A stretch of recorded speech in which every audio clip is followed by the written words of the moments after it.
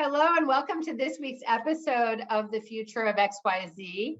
It's a really special one in a bunch of different ways, most notably because me, myself, and I, Lisa Gralnek, am going to be the guest on this special 50th episode, which marks also exactly 1 year since our first episode of Future of XYZ. So thank you for joining us. And the moderator, the host for today is my friend Anne Shoket, and I'm going to let Anne take over from here and introduce yourself. Anne, thank you for doing this. Well, thank you for joining us on XYZ, on the Future of XYZ.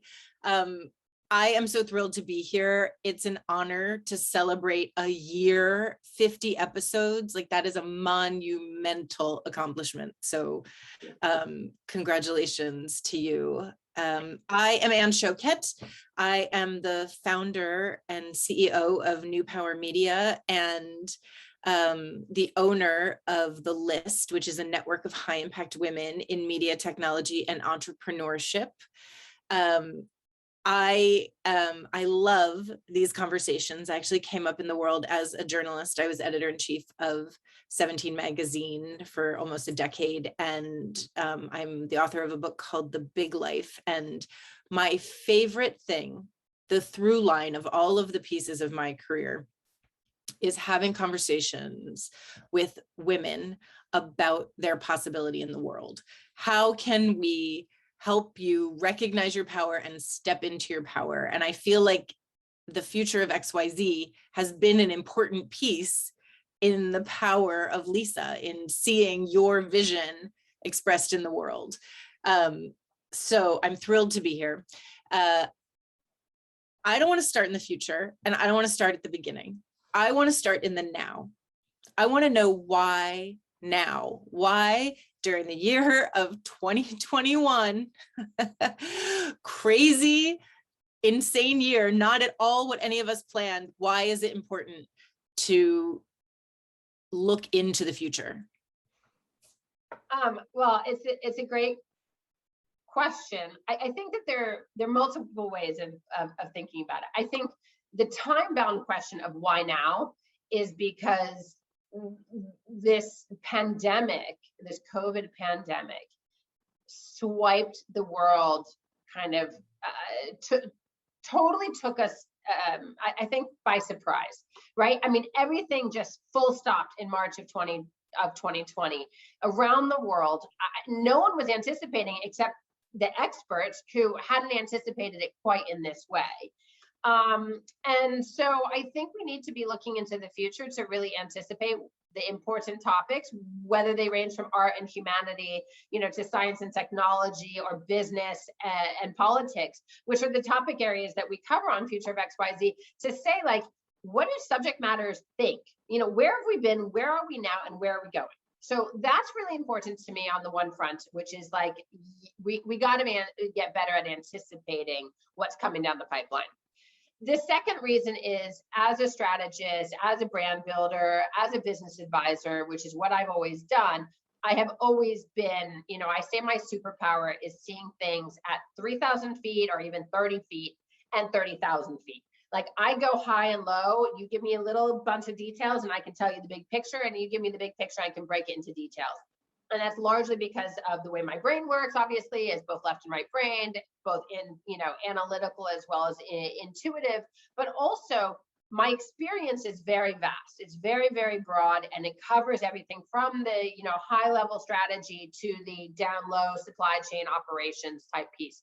And so I often, in my business, LVG & Co. is positioned at working with companies or individuals who at a point A, B, or C and want to get to a vision point in the future, X, Y, or Z. And we help you do that. And so that's how, the future came to be, which is, what is your vision, strategic vision for an organization or an individual? So that is the combination of reasons why I think it's really important to talk about the future. You touched on it a little bit, but I think my other question about the underpinnings of the Future of X, Y, and Z is like, why you? Like, why is the future important to Lisa? I understand why it's important to your clients, and I sort of understand the macro picture of, my goodness, a year that none of us could anticipate, and how do we start to get a bigger view of what's ahead. But like, what is it in you that's particularly interested in the future? Oh gosh, I mean, I think there are lots of answers to that question, Anne. I think at the end of the day, I have always been really good at anticipating what's coming. And the problem with that is that everything in life is about timing. And if you say, and Anna Wintour has a great quote that I'm going to mess up, but you might have it, which is basically like, if you say the right thing at the wrong time, it's still the wrong thing.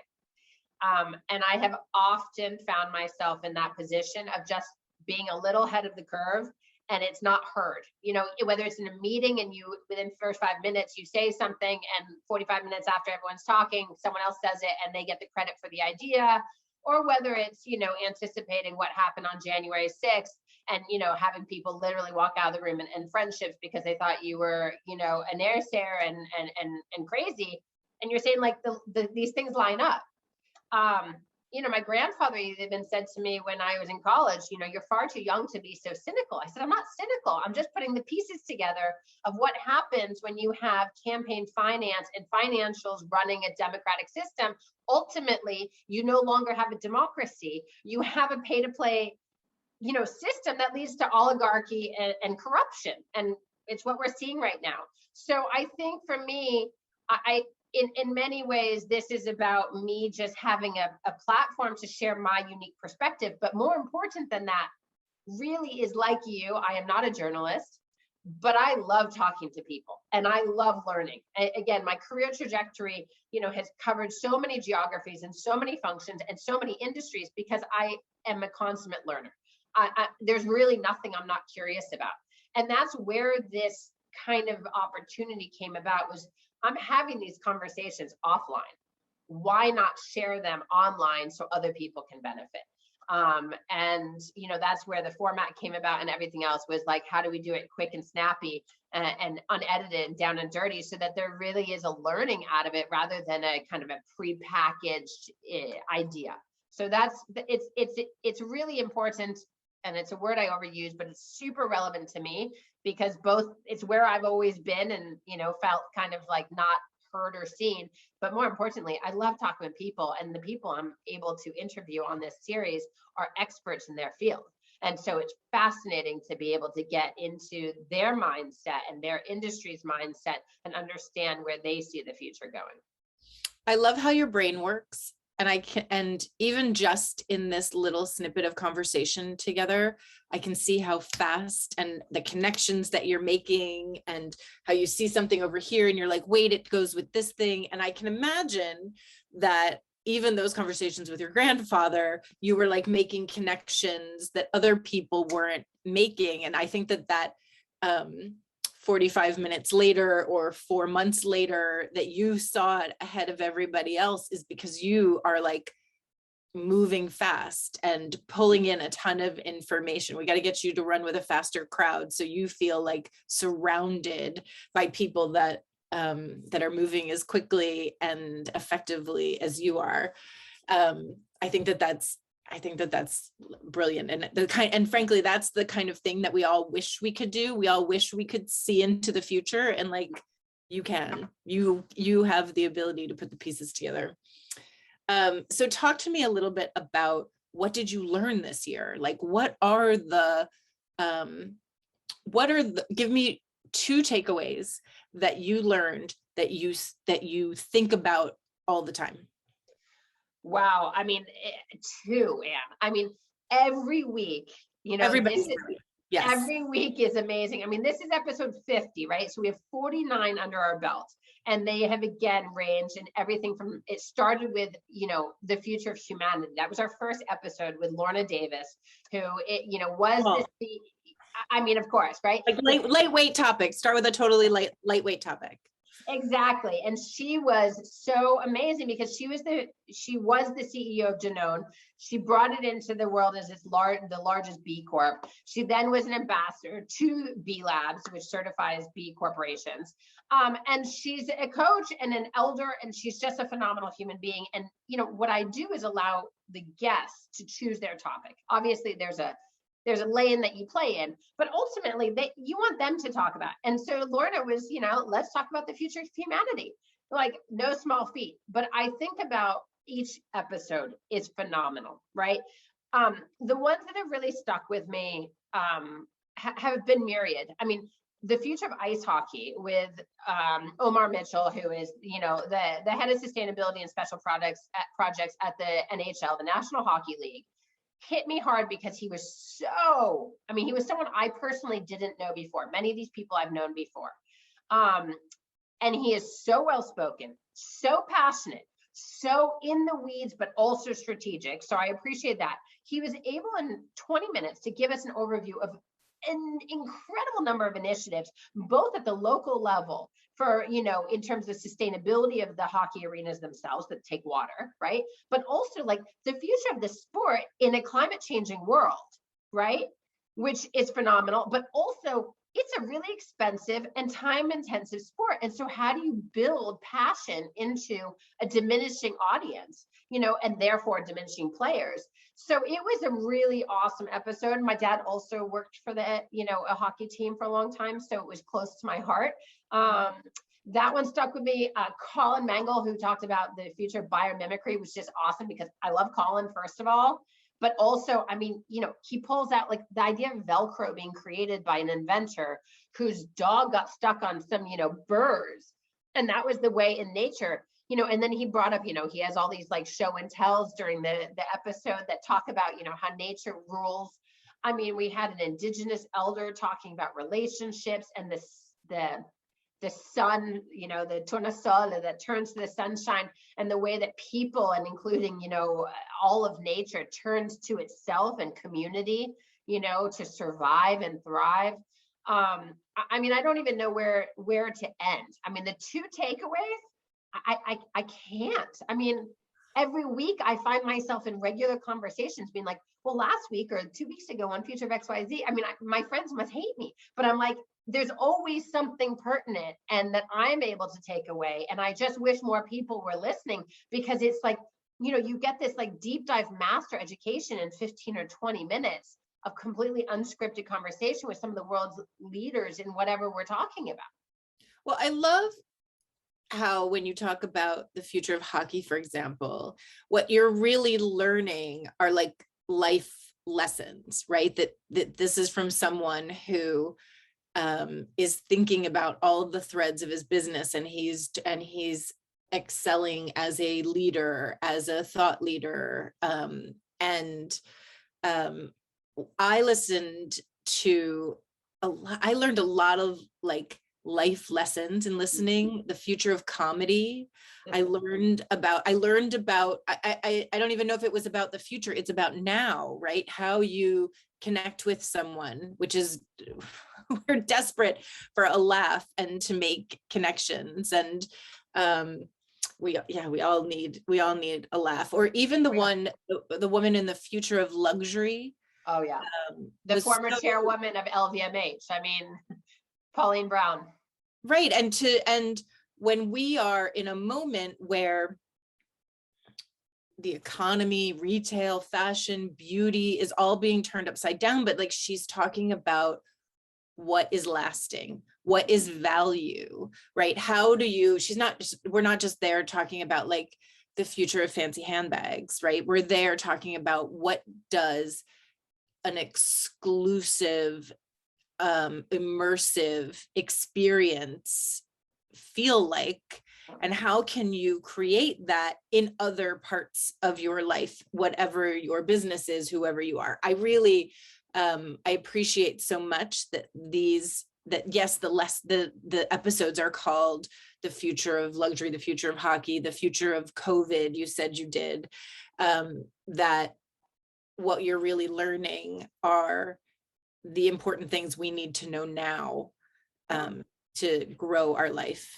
Well, I love that, Anne, because it's true. And, Pauline Brown and the Future of Luxury and Aesthetics, she wrote a book called Aesthetic Intelligence, the new AI, I mean, which is fabulous. And just this, last episode of episode 49 was with another, fashion, legend, the couple, Martin and Karen Cooper.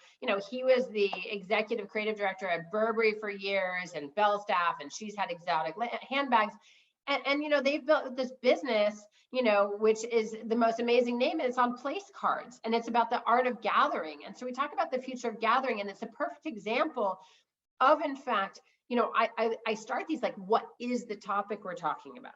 And like kind of ground us in the reality. And then we talk about, and where is it today? And then where is it going? Because if we're not grounded, to your point, in the today and the history, I fundamentally, as a strategist, cannot build a strategy for the future, right? If I don't know where we are, and a little bit at least of where we've been. Now, the past matters less, but I care because that's the intellectual pursuit of being able to tie the things together.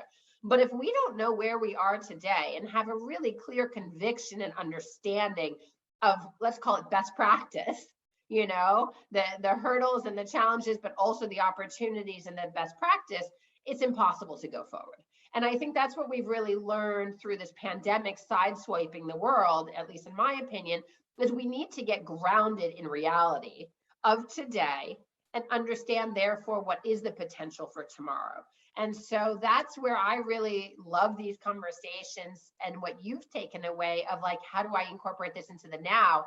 I think that will set us up for a better future. So that is how we kind of tie the present and the future. Do you think that we are in a slowdown? I mean, there's a lot of conversation of about the Great Reset. People are reevaluating the speed at which we used to live since we've all been locked in our homes for 18 months. We're evaluating things that are meaningful to us.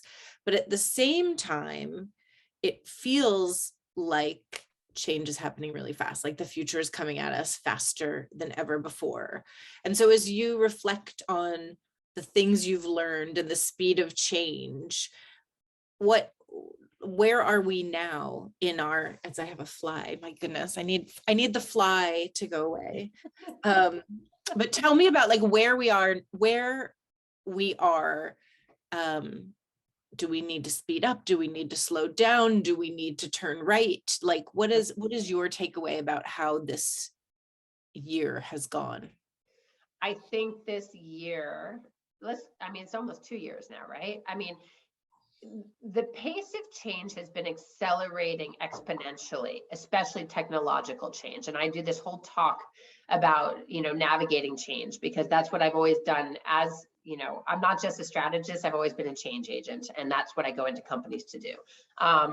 And I think one of the things that we need to be able to anticipate is that the pace of change is in fact accelerating. This is just, since the Industrial Revolution in 1800, we have created an entirely new geologic period. It is the first time one has ever in the history of the earth been created by a single species. And it is called, and it's based on the era of man. That is what it's called.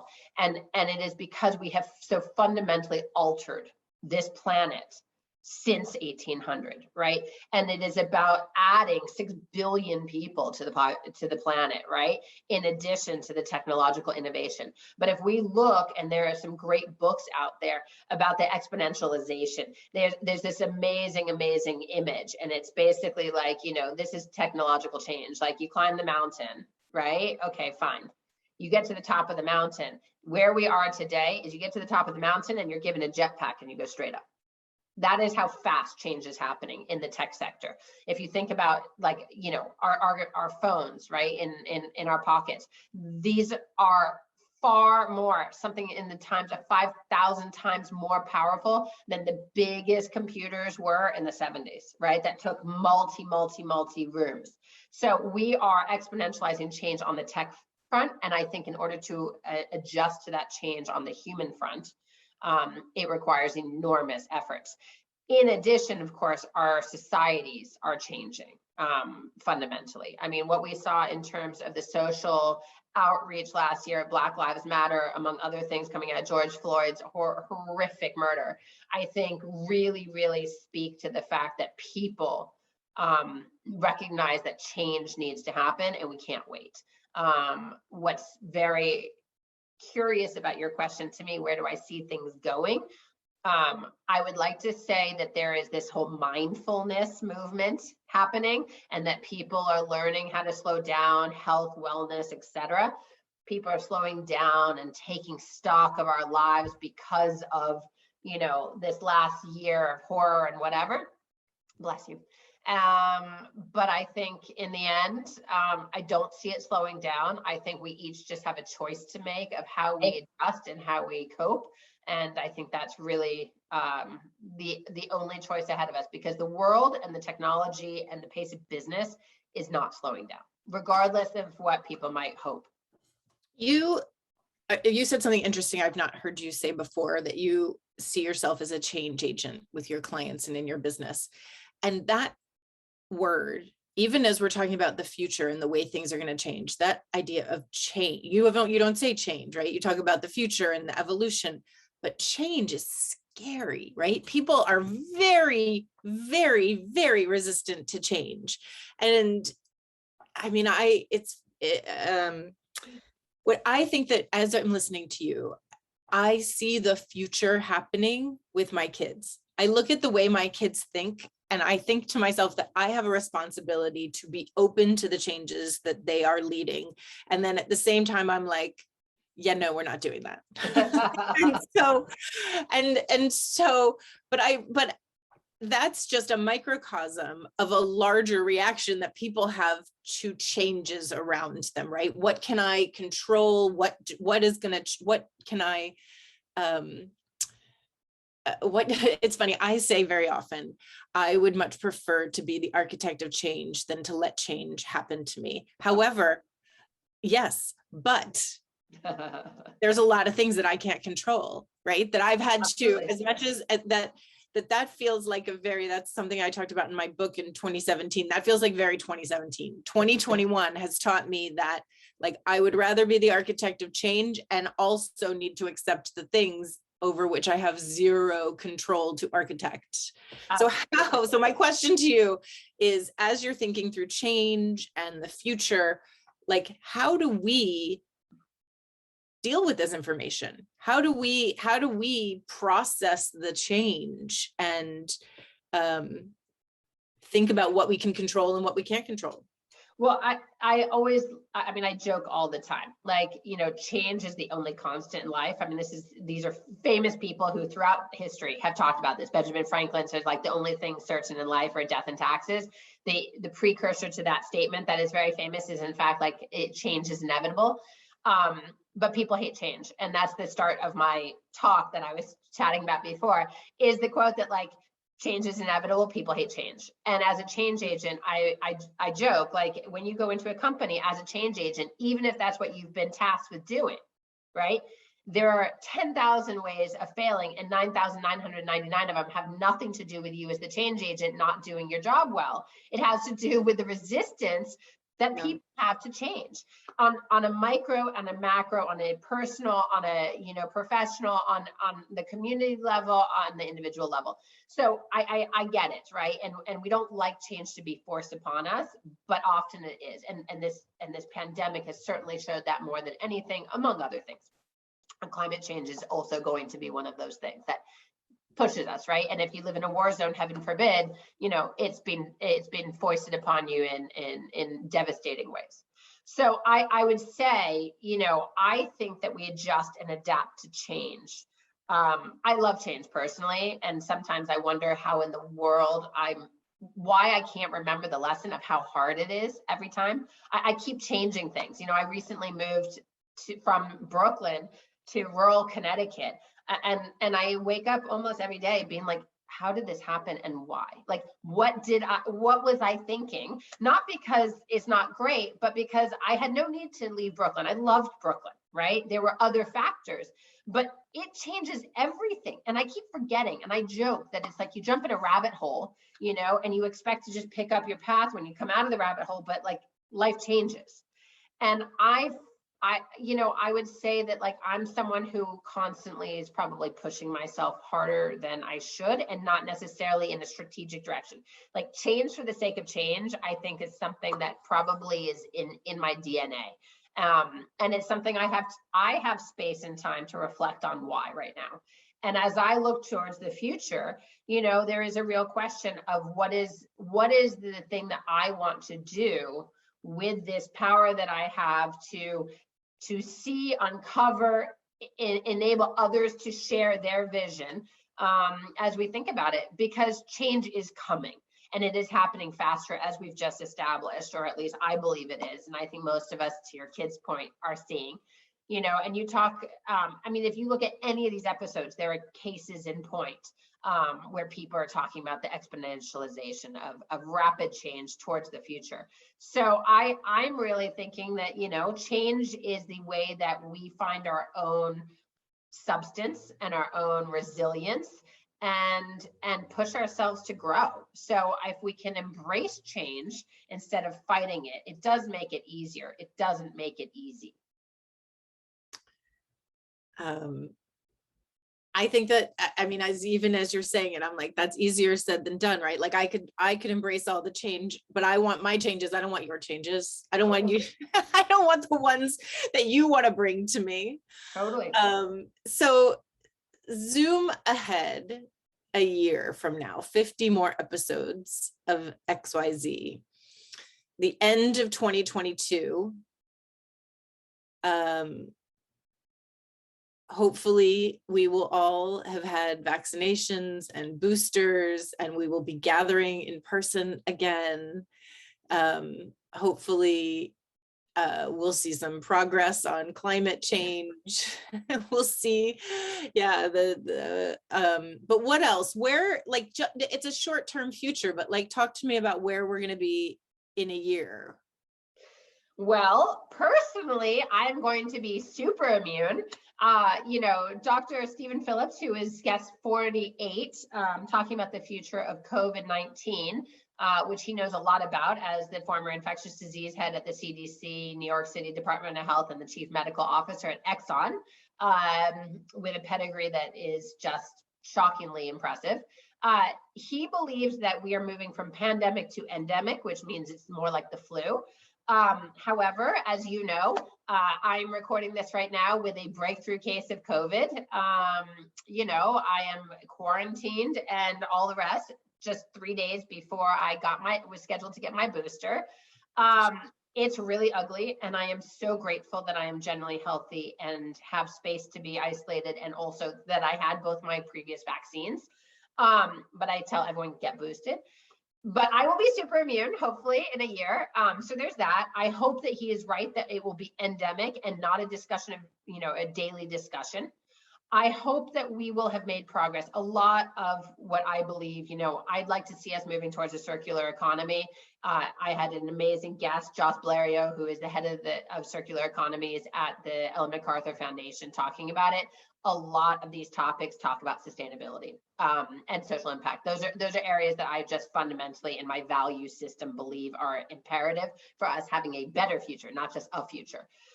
And so I'd like to see us making progress across this. Campaign finance. We had, one of the mayoral candidates for New York City, Art Chang, talking about campaign finance. He ran the campaign finance board at New York City. It was fascinating to hear about that. But, we have topics like, USC Dornsife Center for Life, Kami Akavan talked about the future of controversy. It requires us to do serious work. And that is, I guess, coming back to the change question and the future I see 50 episodes from now, which is like, we each have a responsibility to look into our past, to acknowledge and reckon with our present, and then choose a path towards the future that we can control, knowing that much of it will be uncontrollable because change is inevitable, right?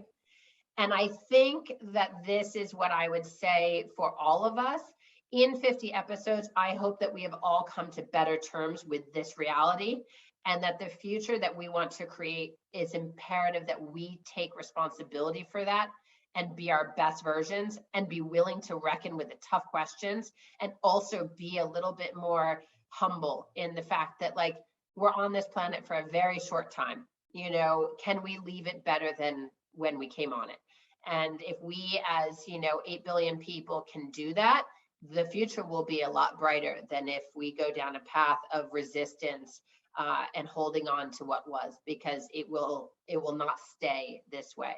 And I hope that each of these episodes that we have, 49 and now today 50, in 1 year from now, we have another 50 under our belt, and we've been able to shed light on even more topics that are meaningful and important to people, to help them ground themselves in what was, what is, and what's coming down the pipeline for the future of, art, science, technology, and humanity broadly. I love what you've said. I love how you said it. I want to live in that future. One of the most important things I learned this year was from a leadership coach named Christina Blacken, who's a member of the List, which is my community. And I said to Christina, it has been the hallmark of my career to convince people to see the world my way, right? I am on a mission to help women step into their power, as I said. And I said to her, how do I do that? How do I convince people? And she said, Anne, you have to stop trying to convince people. She said, just find the people who believe in what you believe in and who see the world the way you do. And together you will make the change that you want to see in the world. And so as I'm listening to you sort of paint this picture of where we will be in a year, like, I'm on Team Lisa. I want to live in Team Anne. I want to live in that world where we are taking responsibility, and we're looking back, and we're looking ahead, and we're being thoughtful and collaborative and diverse and transparent, and all of those amazing qualities that are going to drive us forward with optimism. Right. I think that that's one of the most brilliant takeaways from your entire series, is how optimistic everyone is about the future. So I thank you for bringing us that optimism, and for painting a picture of where we'll be in a year. I think that's a really beautiful place. I want to be there. Thanks, Anne. And thank you so much for hosting this 1 year anniversary 50th episode special edition of Future of XYZ. I really, really am very, very grateful. Thank you. And I am wishing you good health. I am sending you love and healing, and maybe some actual chicken soup. Thank you for that. And for everyone listening, thank you for tuning in for this first year and 50th episode. You know where to find us, hopefully, on Future of XYZ. You can find us on YouTube. You can find us on Apple, Spotify, Amazon, and most podcast streaming platforms. And be sure to follow us on Future of XYZ on Instagram. And as we look towards 2022 and the next 50 episodes, we are taking nominations for guests. So visit future-of.xyz to nominate some brilliant people who are in your circles, including yourself. We look forward to seeing you again next week for a special Thanksgiving episode. And thank you. And thank you again, Anne. Thank you. Thank you.